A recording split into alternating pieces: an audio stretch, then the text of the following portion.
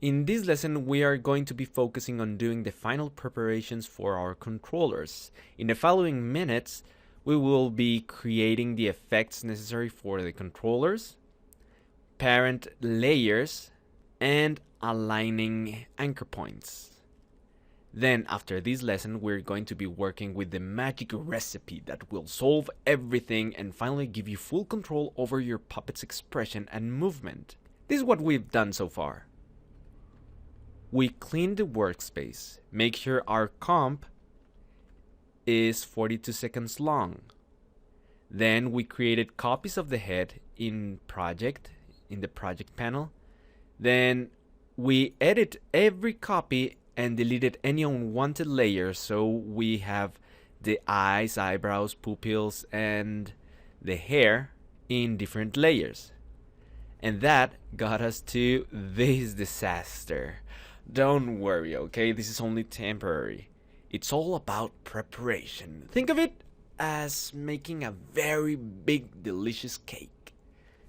It's going to need a lot of planning and preparation. Well, good news, the planning has all been taken care of. Yes, I took care of it. So all we have to do now is preparation. Now, let's get started. Let's create the effect for the controllers. The first one that we are going to add effects to is the head control. This is the recipe. We need 5 sliders and 2 checkbox. What are you talking about? Just follow along. Click on head control, then on effects control I'm going to add all of that. You go to effect, expression controls, then slider control. We're going to be adding slider and checkbox, okay? 5 sliders and 2 checkbox. Think of like 2 eggs and 2 spoons of sugar, okay? Okay, let's put 5 sliders. All you have to do is take the first slider and duplicate it by hitting Ctrl D. That's it now. That's the 5 sliders. Now 2 checkbox. Go to effects, expression controls, checkbox. There. Now duplicate it. There it is. That's the recipe for this one. Now I want to have these 2 checkbox controllers to here in the second place. So we have a slider control, then 2 checkbox, then 4 sliders. We're gonna see why. Let's rename them. The first one is going to be the one that controls the head turn. Head turn. Then this one is going to be a switch, like the ones we used on the arm to be front or back. Well, this switch is going to control which side of the body we're seeing, the front or its back.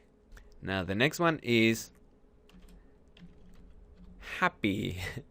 This checkbox controls the mood in which he's on, in this little Jimmy. So if we have a check, he is going to be happy, and if we click on off, we have it off, he's going to be sad or mad. Okay, this controls his lips.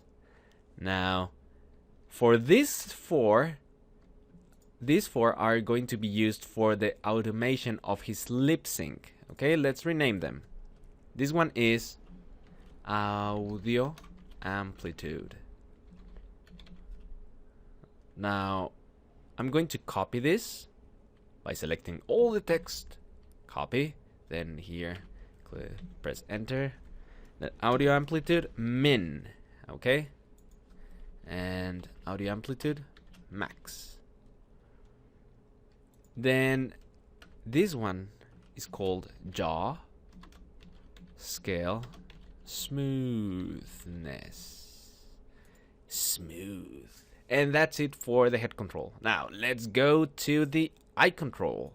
This eye control is going to have only one effect, expression control effect. We go to effect, expression controls, then point control, okay? And I'm going to rename it skew.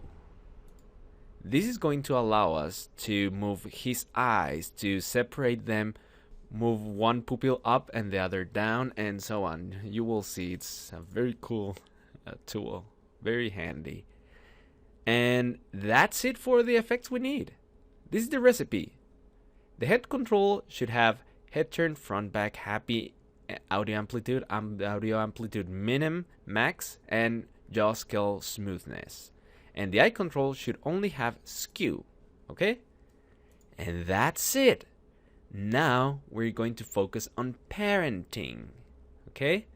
For that, I'm going to forget, right now, ignore everything you see here because it's quite a disaster, but don't worry about it.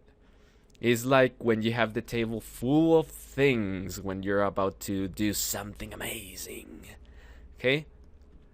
And that's going to happen. Don't worry, kid. Hang on. Don't worry, Jimmy. Everything is gonna be just fine. Okay, this is the parenting we need.